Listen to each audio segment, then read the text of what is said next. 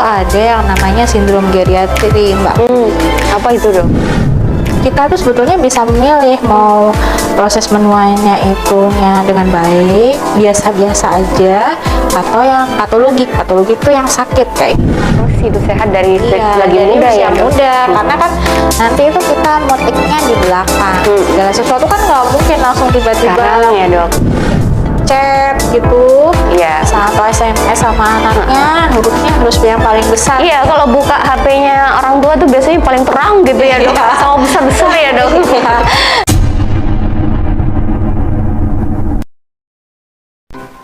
Assalamualaikum warahmatullahi wabarakatuh. Hai sahabat sehat, berjumpa lagi bersama saya Kuri Anissa. Tentunya di acara kesayangan kita, podcast RSUD MA. Nah, hari ini kita akan membicarakan tema mengenal lansia dan geriatri. Tentunya bersama narasumber spesial kita hari ini, Dr. Endah Pratama Ningtyas, SPPD. Langsung saja kita sapa. Selamat pagi, dokter. Selamat pagi, Mbak Kuri. Gimana kabar, sehat, Dok? Alhamdulillah sehat. Alhamdulillah, selalu semangat ya, Dok ya. Iya. Harus selalu semangat. Nah, seperti yang sudah saya singgung tadi ya, Dok, tentang lansia dan geriatri. Kita ulas dulu lansianya begitu ya, Dok ya. Ya. Itu kira-kira lansia itu kriterianya seperti apa, Dok? Batas usianya atau ciri-cirinya seperti apa kalau kita sudah menginjak lansia begitu, Dok? Ya. Lansia atau usia lanjut usia, kalau dari WHO berdasarkan kriteria WHO itu dikatakan lansia kalau dia sudah berusia dari 60 tahun. 60 tahun, 60 tahun ke atas itu berarti lansia ya, Dok ya? Ya, betul. Terus ciri-cirinya cuma pasti usia aja ya, Dok ya? Sudah Ya, kalau lansia untuk atau lanjut usia itu dari usianya. Oke, kalau di geriatri sendiri nih, Dok, mungkin orang-orang masih belum paham ya, banyak yang belum tahu tentang istilah geriatri. Nah, geriatri itu apa sih, Dok? Ya. Jadi geriatri itu jadi pasien untuk yang lansia itu kan ada yang sehat, ada yang sakit. Kalau dia sehat, lansia ini. Nah, kalau mamanya dia ini sakit, dia masuk yang di geriatri ini. Jadi kalau di geriatri itu pasien yang dengan usia 60 tahun ke atas dengan 2 atau lebih masalah kesehatan, baik secara fisik, psikis, emosional kayak gitu. Atau dia kalau usianya sudah 70 tahun ke atas dengan satu masalah kesehatan. Oke, nah kalau di RSUD Dr. Haji Muhammad Anwar sendiri nih, Dok, geriatri itu sudah ada polinya sendiri ya, Dok ya? Atau gimana, Dok? Iya, untuk di RSUD kita masih bersama-sama dengan poli penyakit dalam. Jadi satu. Biasanya nih, Dok, di geriatri sendiri ciri-cirinya atau kebanyakan penyakitnya apa nih, Dok? Yang sering diidap sama lansia ya, Dok ya? Iya.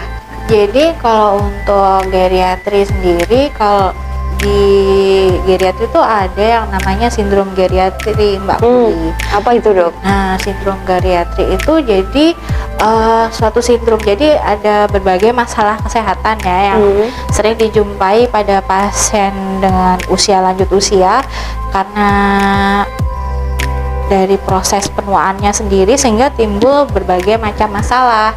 Nah, kalau di sindrom geriatri itu ada 14 ya, seperti satu, imobilisasi. Jadi imobilisasi itu pasiennya tirah baring dalam jangka waktu lama. Biasanya misalnya pasien yang stroke hingga nggak bisa aktivitas lagi, jadi ada sequelnya kayak gitu. Jadi dia mesti tirah baring lama, itu namanya imobilisasi. Terus? Lalu yang kedua ada inanisi. Jadi apa itu, nggak Dok? mau makan dia. Kan orang tua ini cenderungnya makannya sedikit atau malah malas makan ya, nggak mau makan kayak gitu. Lalu yang ketiga bisa juga terjadi infeksi Jadi kan biasanya pada orang tua itu kan daya tahan tubuhnya kan rendah. Iya, jadi menurun ya dok ya? Iya, jadi mudah kena infeksi dari orang lain atau dari udara bebas kayak gitu. Oh gitu. Ya, Terus ada itu 3 ya dok ya? Kenapa? 3 tadi yang berbahan baru 3. terus nggak bisa makannya lebih sedikit begitu ya dok ya? Terus ada juga kan orang tua ini seringnya kan dia ada yang depresi juga, jadi dia isolasi, maksudnya isolasi itu mengisolasi dirinya sendiri karena dari depresinya kayak gitu kan. Biasanya misalnya nih suami istri udah menikah cukup lama, misalnya udah 30 tahun lebih kayak gitu.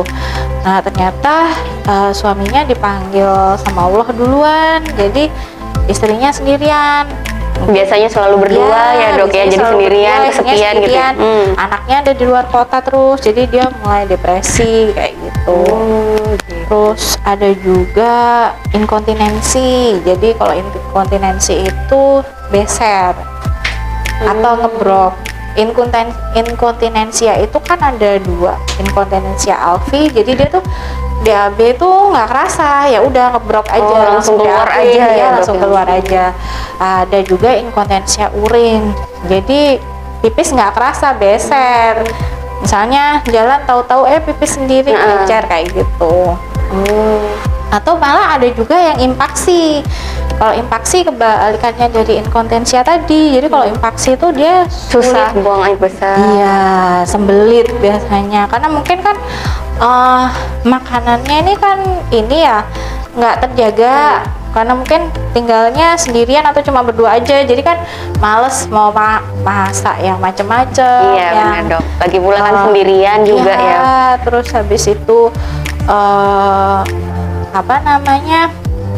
nggak ada yang memperhatikan ini nutrisinya udah seimbang atau belum kayak gitu, jadinya kurang serat karena kurang makan buah sama sayur, akhirnya jadi sembelit tadi.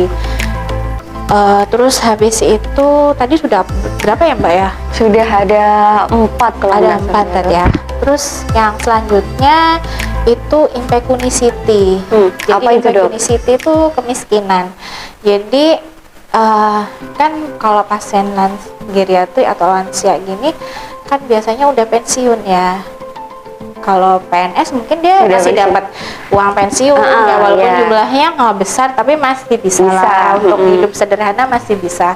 Tapi kalau mamanya dia ini pekerja swasta, kalau dia nggak kerja ya udah nggak ada penghasilan, kecuali dapat dari anaknya atau kayak perusahaan, kerja di perusahaan kan dia cuma dapat pesangon aja, habis itu selesai, nggak ada ini uang pensiun tiap bulan kan nggak ada.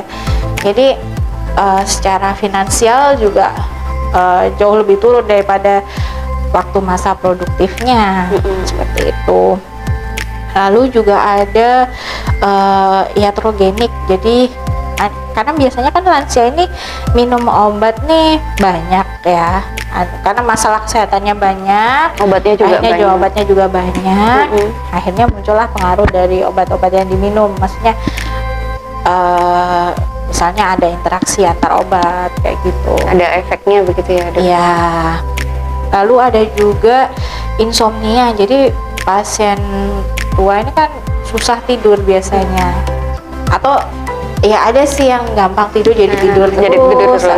Ada juga yang ini yang susah tidur. Iya, yang gangguan susah tidur, kalau malam nggak bisa tidur kayak gitu. Terus mungkin kebanyakan pikiran atau gimana ya dok ya? Iya. Nggak cuman kaula muda ya dok ya yang insomnia gitu, nggak bisa. Nggak juga, justru kalau orang tua itu kan pikirannya malah kemana-mana ya. Iya, mikir lebih anaknya, banyak. mikir cucunya, semuanya dipikir semua kayak gitu. Jadi lebih rentan sih mereka untuk jadi depresi, itu lebih rentan. Terus ada juga yang namanya instabilitas, namanya kan udah sepuh nih, pasti kan sendi-sendinya kan sakit semua. Iya. Dibuat jalan akhirnya jadi dia nggak bisa baik ya jalannya. Kalau kita masih muda kan tek bisa tegak terus cepat juga. Kalau orang tua kan udah posturnya udah berbeda, terus udah sakit kakinya, jadi nggak stabil dia jalannya.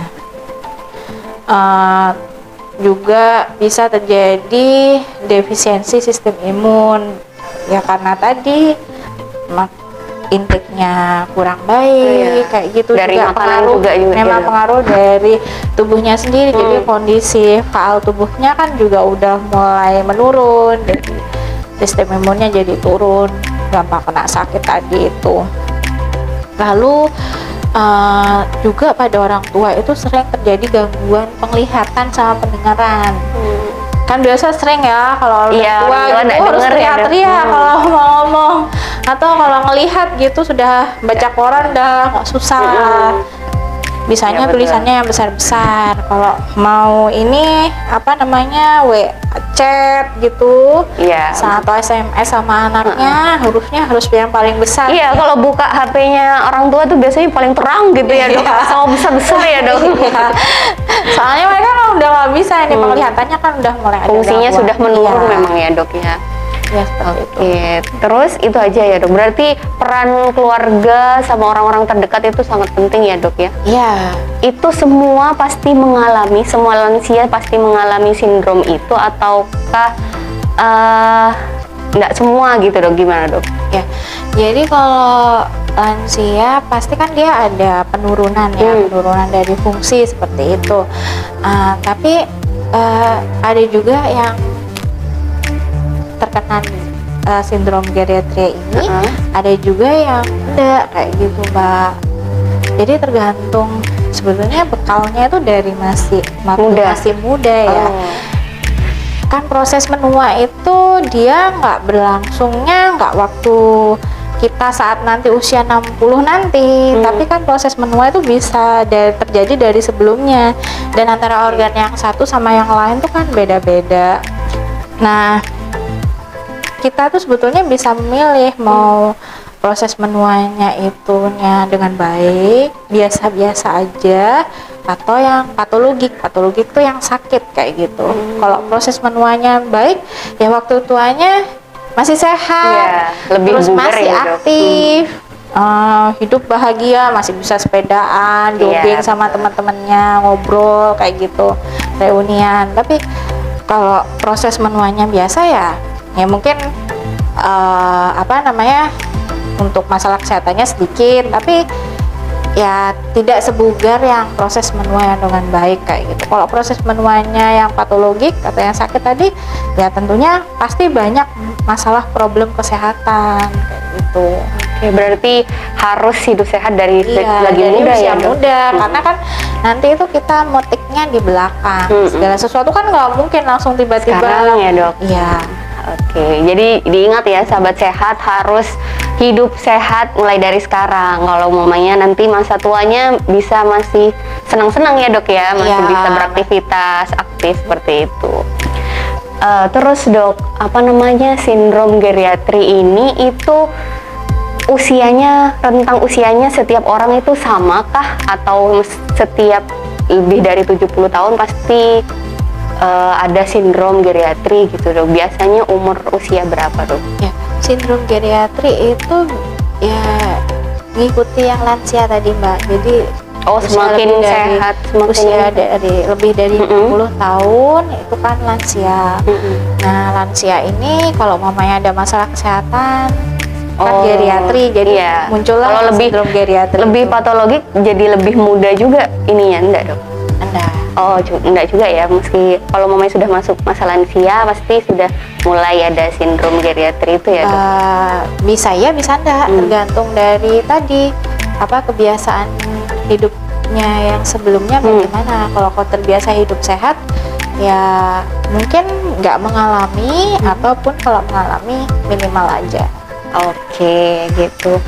Terus biasanya pada lansia nih dok, penyakit-penyakitnya karakteristiknya itu seperti apa dok yang bisa mengidap kepada lansia gitu dokter?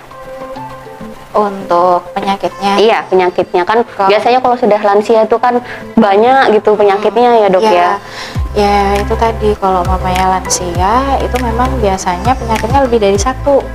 Jadi multipatologi, lebih dari satu, macam-macam. Misalnya kena kencing manis, nggak cuma kencing manis aja, tapi udah sama darah tingginya, sudah sama dislipideminya. Dislipidemi itu kan gangguan itu ya di kolesterol sama kadar lemak dalam darahnya, TG-nya, trigliseridnya kayak gitu. Terus biasanya udah ada dekomnya juga, kadang udah sama stroke-nya juga kayak gitu. Terus ya sebetulnya kenapa sih kok bisa multipatologi ya tadi karena daya cadang faalingnya. Jadi secara fisiologis tuh memang kondisi organnya sudah menurun seperti itu.